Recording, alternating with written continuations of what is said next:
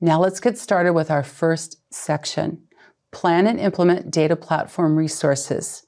If you'd like to follow along, please use our URL listed here on the slide. Here are some of our learning objectives in this section of this module that we're going to talk about that introduces methods for deploying data platform resources in Azure. We will discuss the key differences between the SQL Server database options in Azure, along with the options for both upgrading and migrating existing SQL databases to Azure. We'll talk about how to set up Azure resources to host SQL Server on a virtual machine, a managed instance, and Azure SQL Database. We'll also focus on how to determine which options are best based on specific requirements, including our HADR needs. The first topic we'll explore is how to prepare to maintain SQL Server-based databases in Azure, which you can access directly via the provided URL. This section lays the conceptual framework for the rest of the course, offering a foundational understanding of SQL Server-based databases on Azure. This will provide us with the foundational information and introduction to the upcoming sections. The range of options for deploying SQL Server on Azure VM are wide and comprehensive, and challenging for many administrators to navigate through. Many database administrators are tasked with not just maintaining and supporting SQL Server, but also providing assistance with making architectural decisions as they relate to the Relational Database Management System, or RDBMS, platform. While most of the Azure Data Platform offerings are quite similar in their implementation, there are nuanced differences which require changes in application code, which may not be possible if you do not own the application code. Here we will focus on running SQL in an Azure VM or on an IaaS option for using SQL Server in Azure.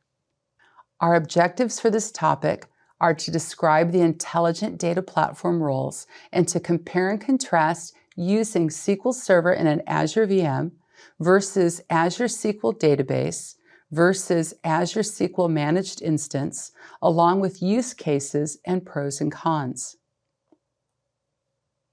Here are the data platform roles. We are focusing on the Azure SQL Database Administrator for this course, but there are other Azure roles that you might be interested in. The Azure Data Engineer designs and implements the management, monitoring, security, and privacy of data systems. They are usually responsible for the ETL, or the extraction, transformation, and loading process. The Azure Data Analyst enables businesses to maximize the value of their data assets by using Microsoft Power BI, while the Azure Data Scientist applies their knowledge of data science and machine learning to implement and run machine learning workloads on Azure. And the Azure Artificial Intelligence Engineer uses cognitive services, machine learning, and knowledge mining to build AI solutions. These are just some of the roles that you might want to take a closer look at. As illustrated in the diagram, each SQL Server deployment option in Azure varies in terms of administrative control and cost and efficiency. You can choose between the Infrastructure as a Service, or IaaS, or Platform as a Service, also known as PaaS, depending on how much management responsibility you want to retain.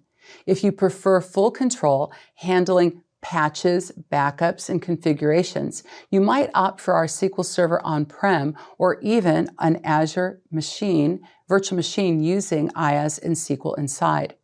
This gives you complete oversight of the OS, SQL Server software, and infrastructure. Alternatively, PaaS options like Azure SQL Database and Azure SQL Managed Instance shift much of the operational burden to Microsoft. Azure SQL Database offers a fully managed experience, while Managed Instance provides a balance, giving you more control over SQL Server features without the heavy lifting of the infrastructure management. The key decision point is whether you want to manage the database environment yourself or leverage Azure's managed services to streamline operations. As you can see, there are many ways to use SQL. We will explore each of the ways that you can use SQL Server, IaaS, SQL, which is SQL in an Azure Virtual Machine, and PaaS, which is Azure SQL Database or Azure SQL Managed Instance. First, let's do a deeper dive into the IaaS option of SQL, using that in an Azure Virtual Machine. While PaaS offerings such as Azure SQL Database and Azure SQL Managed Instance offer several benefits, many applications still require a virtual machine running SQL Server. Some reasons for this include, number one, maybe it's an older version of SQL Server, and if an application requires an older version of SQL Server for the vendor to support it, running it inside of a virtual machine is really your best option. Because it allows for the application to be supported by that vendor. Remember that Microsoft has recommended supporting applications based on the database compatibility level if available.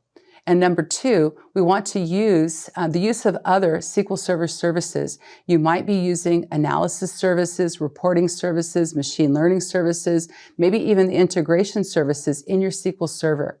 And currently, you may want to maintain that going forward here inside of Azure to try to maximize your licensing by running all of these services on the same machine as the database engine also runs there. But consider that each of these services is also available in Azure. For example, the integration service is the Azure Data Factory. However, the reporting service is also available in Microsoft Fabric as Power BI. Another reason that people will want to use SQL in a virtual machine, number three, is general application incompatibility. Some applications may require additional services to be co-located with the database instance in a manner that's not compatible with the PaaS offerings. Many organizations find moving into VMs to be an easier migration path with a smaller learning curve as the initial jump into the Azure cloud. So any of these reasons could be why we want to keep SQL in an Azure virtual machine. Now let's take a closer look at a high-level look here of our backup solutions and deployment options available for SQL Server in Azure virtual machines, as highlighted on this slide. Well, we will explore these topics in greater detail later in this course, but for now, it's important to understand the foundational role backups play in the database recovery, especially when high availability or disaster recovery strategies fall short. One of the simplest and most effective options is our automated backup, which schedules regular backups for all databases on a SQL server inside of a virtual machine. This is ideal for ensuring consistent data protection with minimal effort. Also, you could consider using Azure Backup, which offers a more comprehensive enterprise-grade solution that supports both on-prem and cloud environments, with features like long-term retention and cross-regional restoration. Another flexible option to consider is the backup to a URL, which we're going to do a little bit later on in one of our labs. This allows you to use the standard T-SQL commands to store backups directly in Azure Blob Storage. This is perfect for archiving or integrating cloud storage into your backup strategy. And then on the deployment side that we see here, there are several common approaches to provisioning SQL in an Azure VM. And that can be done usually using an Azure Resource Manager template or an ARM template. This provides a declarative way to define and deploy infrastructure consistently across environments using JSON. For those who prefer scripting, PowerShell or Azure CLI offer procedural control, making them ideal for automation and integration into the DevOps workflows. If ARM templates feel too complex, maybe consider using Azure Bicep, which offers really a modern, simplified alternative, easy to read, write, and maintain script while still supporting robust infrastructure as a code scenarios that you might encounter. Each of these options provides flexibility depending on your team's skills and then automation needs, and also meet your infrastructure goals. All resources in Azure share a common provider known as Azure Resource Manager, which acts as a management and deployment service for Azure. Well, there are numerous ways to deploy Azure resources. Ultimately, they all end up going into JSON documents known as the Azure Resource Manager template, which itself is one of the deployment options for Azure resources. The main difference between the process is that ARM templates are explicitly a declarative deployment approach, which describes the desired structure and state of the resources to be deployed. So really what you're doing is you just tell it what you'd like it to create, and it decides how to deploy it, and in a logical order that it's needed. Using PowerShell or Azure CLI, for example, these are imperative options that are procedural. So because it's doing procedural, you have to explicitly specify which process you want to have happen and in what order you want it to be executed. And what happens here is when I want to create, let's say, a virtual machine, I can't just make a virtual machine without first making its resource group, the NICs, the network, the storage, and more. So to use PowerShell or Azure CLI, I'm going to need to know what order I need to make the resources in order for the script to work. So it's a little more balancing act there. And in a large-scale deployment, the declarative approach of the ARM or BICEP template is better, and in most cases, that's what we should use. SQL in a virtual machine will also require Azure Storage. Azure Storage provides many storage options to choose from to store your data. And you can store it in a file, a table, a blob, a queue, or a virtual machine disks, for example. However, SQL Server uses two types of Azure storage: the managed disks for the virtual machine and blob storage. And really, for everything else, it's really the blob storage that focuses in on. However, you may choose to use an Azure storage file, maybe for your Azure SQL virtual machine failover cluster, and more on that a little bit later, as we'll see. Lastly, there are several recommendations to note. For production, SQL Server data and transaction log files should only use premium storage and ultra disk. Premium storage has latencies in the range of 5 to 10 milliseconds on a properly configured system, and ultra disk potentially has sub-millisecond latency through roughly about 1 to 2 milliseconds for workloads in the real world. You can also use standard storage for your database backups. The performance is adequate for most backup and restore workloads, so it should work pretty well. So those are some recommendations I want to leave you with. Well, a lot of customers initially migrate to Azure using IaaS offerings that we have available here with SQL and Azure Virtual Machine. The Platform as a Service or PaaS service offering of Azure SQL Database and Azure SQL Managed Instance allows for a number of additional benefits that we're going to take a closer look at right now in this section here. So do note that your Azure SQL PaaS offerings use an evergreen version of SQL Server, which means they are continuously updated and maintained. It's a maintained service that doesn't require manual upgrades by the user. This means it reduces the maintenance overhead, and we get faster access to new features with improved security. And a lot of this is all done behind the scenes, patching through Microsoft and updating.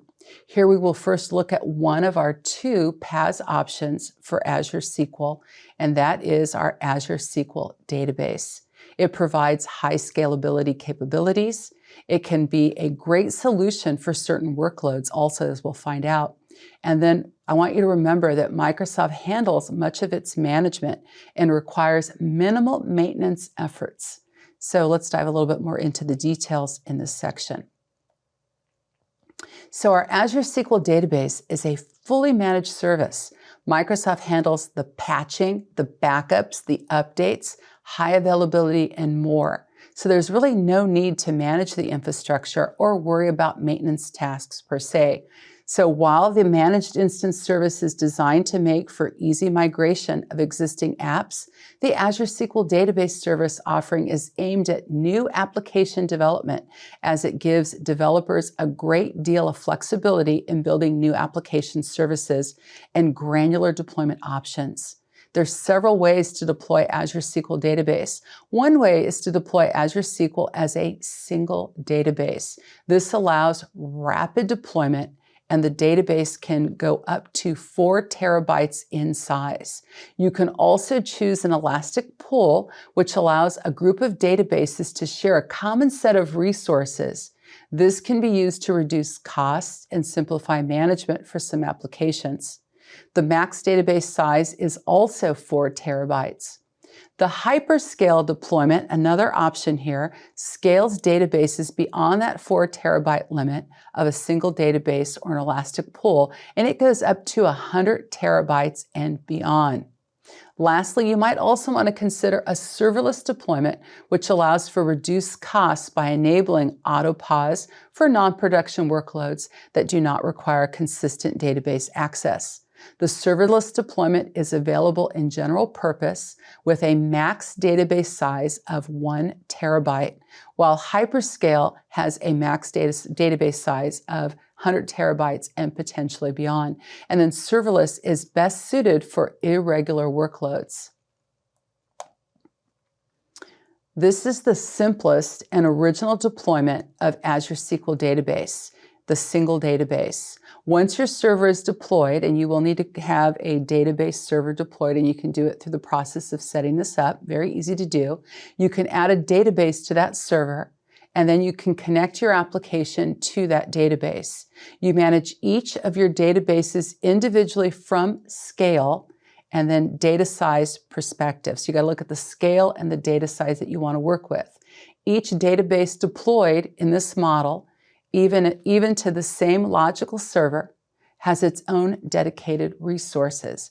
Using a single database in Azure SQL Database is a great choice for many scenarios, especially when you want isolation, predictable performance, and simplified management.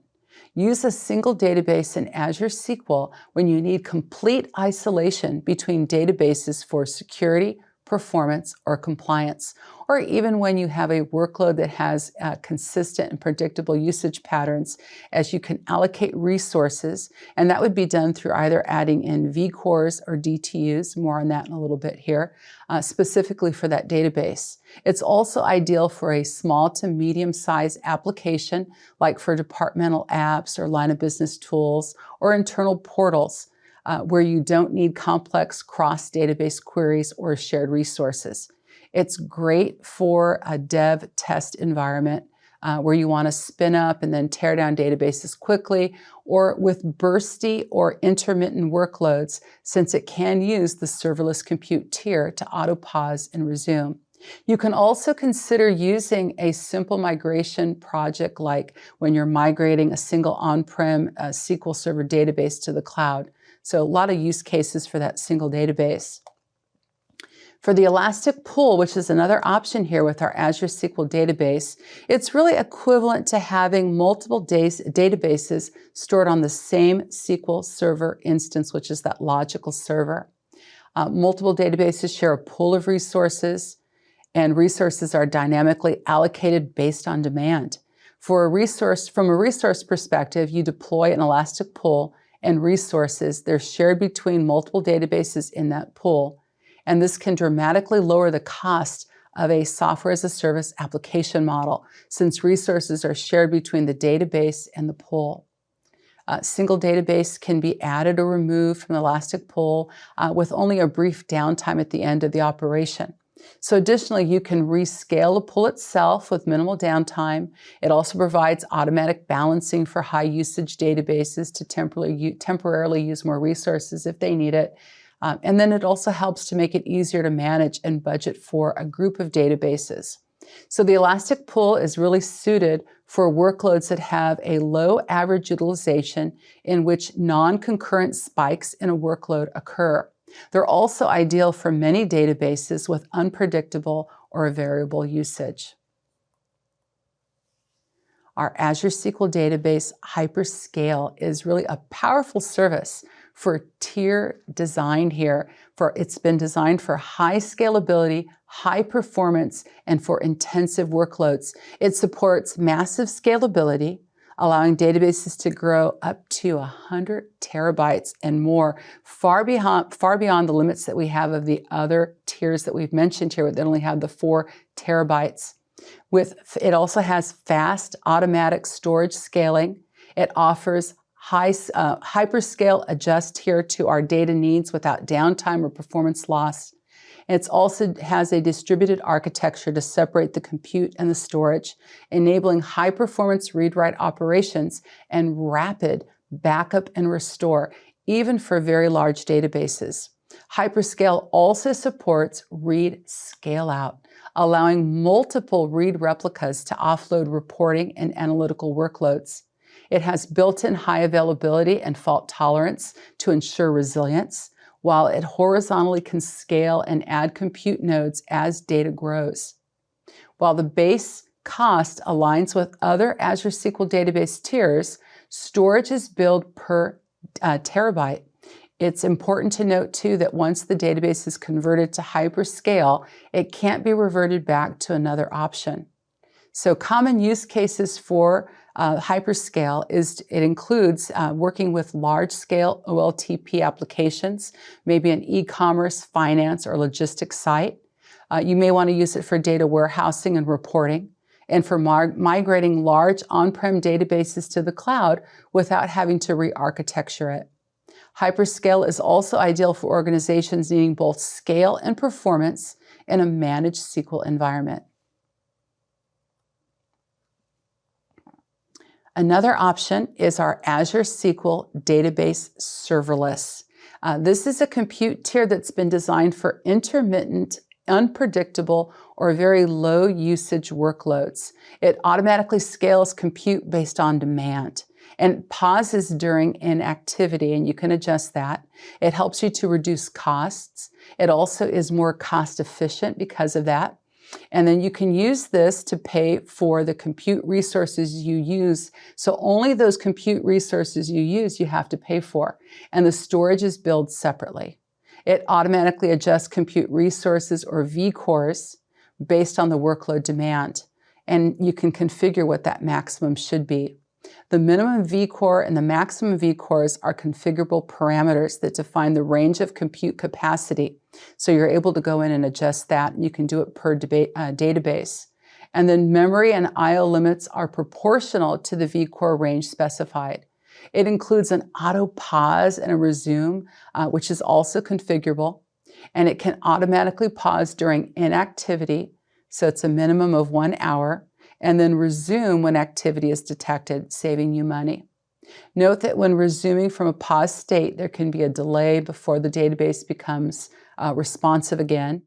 Common use cases include development and testing environments where the databases won't be used continuously, or for infrequently used applications with sporadic usage patterns such as internal tools or seasonal apps, or proof of concept projects that are short-term or experimental workloads where controlling the cost is important. Or for multi-tenant SaaS, you can use this when you have unpredictable and varying workloads. It's ideal for those use cases. Azure SQL Database provides automated built-in backup and restore capabilities to ensure data protection and business continuity. Backup in Azure SQL Database is also fully automated. It takes full backups every week, differential backups every 12 to 24 hours, which you can adjust. It also does transactional log backups every 5 to 10 minutes, and it uses read access geo-redundant storage by default. Its retention period is from anywhere from 7 days to 35 days for most of the service tiers, and up to 10 years for long-term retention, also known as LTR. It provides high availability, where you can restore a database to any Azure region using the latest geo-replicated backup. It includes point-in-time restore to any second within the retention period at a granular recovery level, which is useful for recovering from accidental data loss or corruption. So there's no need to configure or manage backup jobs. It can be used for disaster recovery, to recover from regional outages, or accidental deletion to restore to a point before the deletion, or even for data corruption to recover to a clean state, or even for audit and compliance, since it retains backups for up to 10 years. very flexible options you can choose from. Let's take a high-level look here at 3 powerful features in Azure SQL Database that support scalability, automation, and efficiency across multiple databases: Elastic Pools, Elastic Jobs, and Elastic Queries. So Elastic Pools allow you to share compute resources, that's DTUs or vCores, across multiple databases within a single pool, making them ideal for applications with variable or unpredictable usage patterns. This approach is cost-effective, helping you to avoid over-provisioning by smoothing out usage spikes across databases. It's also highly scalable, allowing you to easily add or remove databases as needed.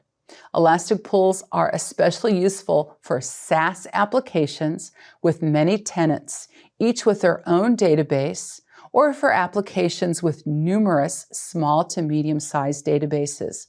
Elastic Jobs enable you to automate and schedule T-SQL tasks across multiple databases.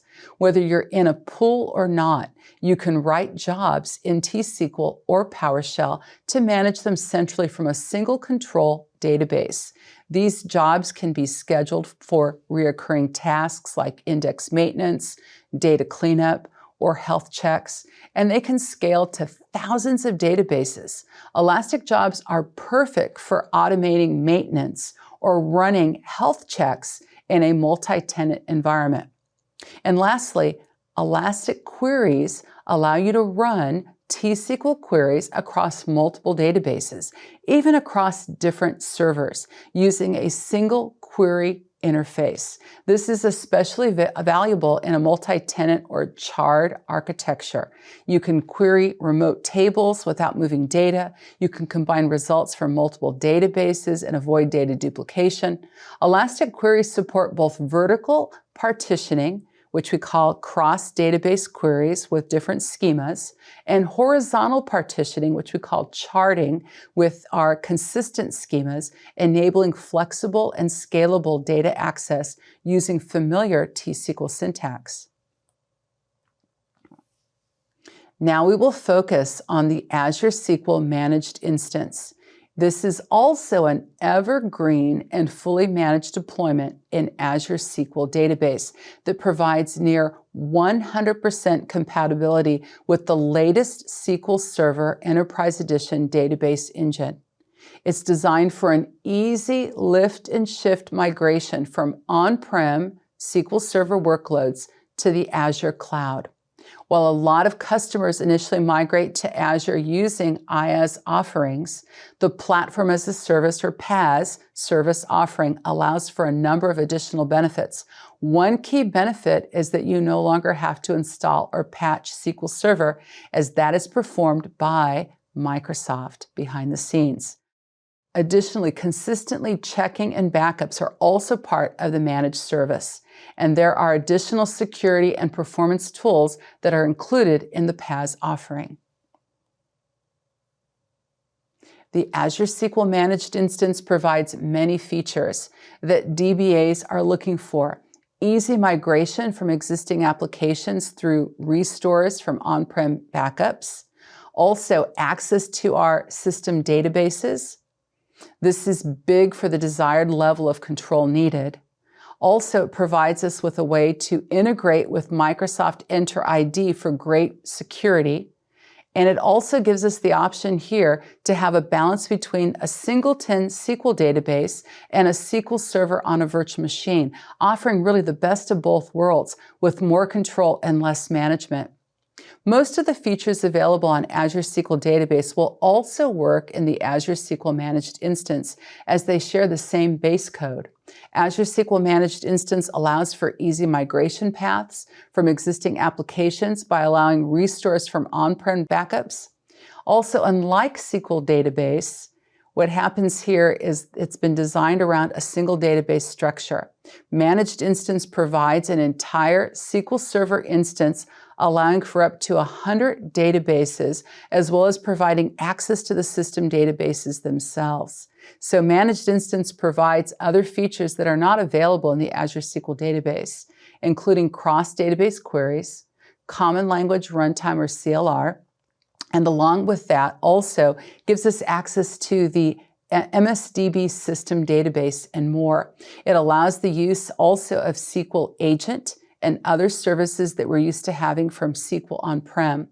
But the best part is that the Azure platform manages the backups, the patching, the high availability, and provides embedded auditing, security, and performance tools. It's really a win all around. Azure SQL Managed Instance is available in two service tiers, General Purpose and Business Critical. Both tiers offer the same core feature, but differ in performance, availability, and infrastructure.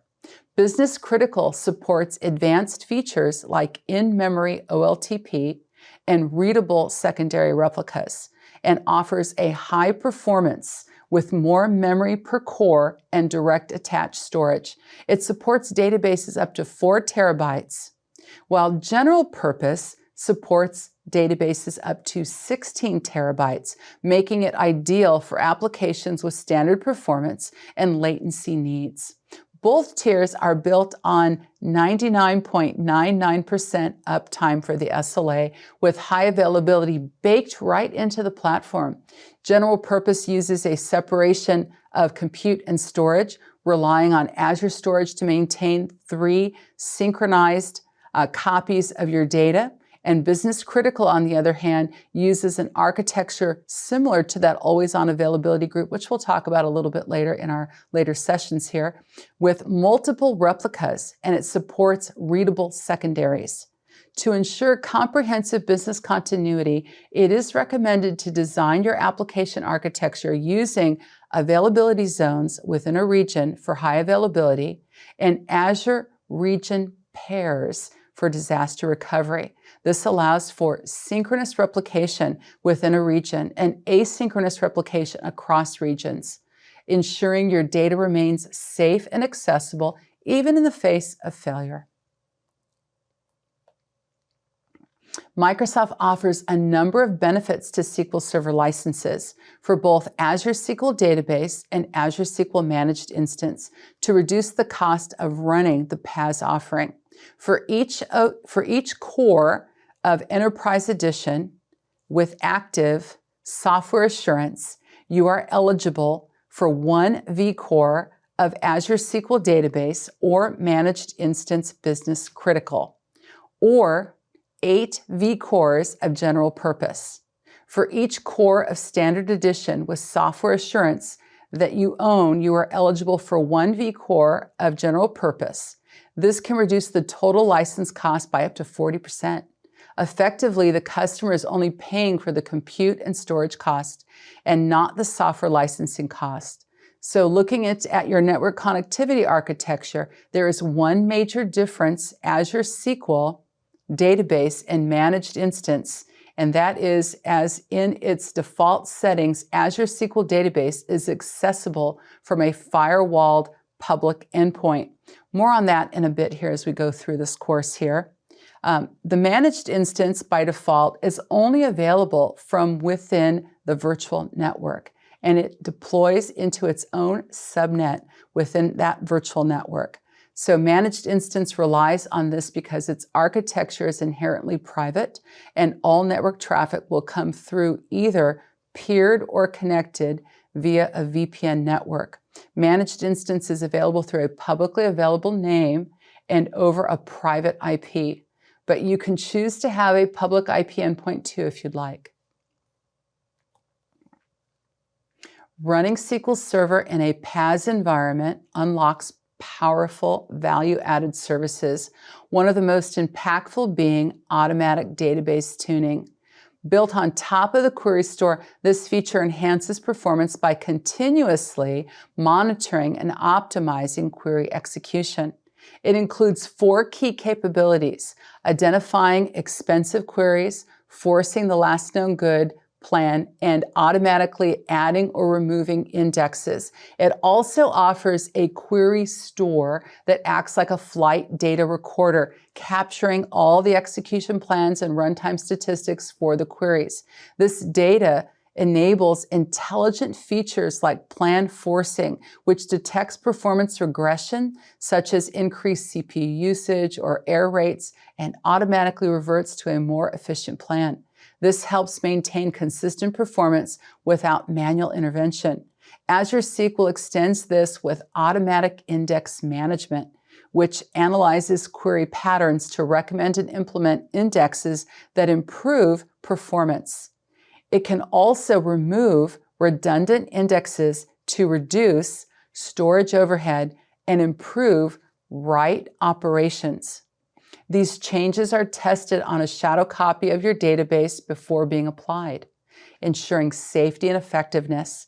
And if you prefer manual control, these features can be turned off at any time.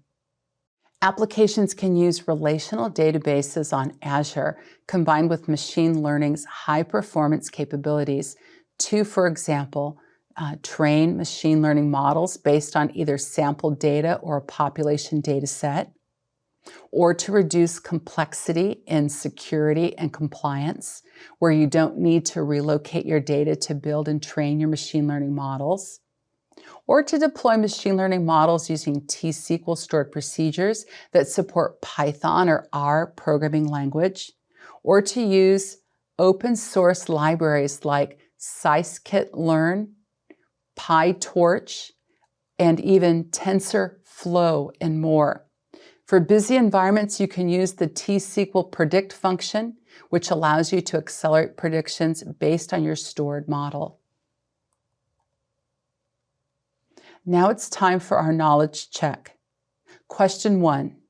An Azure SQL Database managed instance represents what kind of cloud service? Answer: Platform as a Service, or PaaS. Question 2. Which of the following is not a valid reason for migrating your database into an IaaS environment? Answer: You want Azure to manage all of the upgrades, patching, and server configuration. Question 3. Which of the following is not an Azure SQL Database deployment option? Answer: Availability zones. Thanks so much for joining. See you in the next section.